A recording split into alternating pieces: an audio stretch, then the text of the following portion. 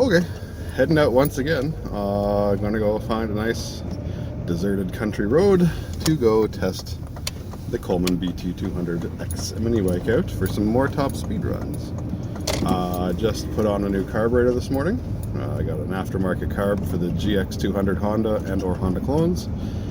It's got a little more adjustability for idle mixture and all that, so hopefully we can get a little bit more top end out of this. I don't know that that's necessarily going to work out that way, but what the heck, worth a shot, right? So yeah, stick around and check that out.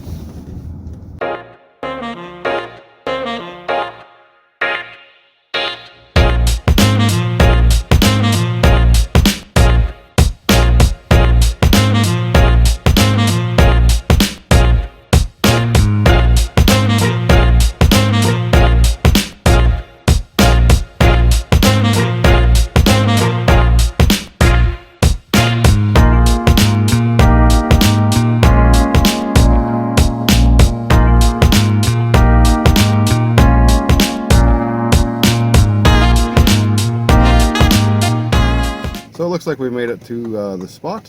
Definitely passed at least one tractor on the way here, and there's skidoo trails everywhere. So I think we're in the right spot now.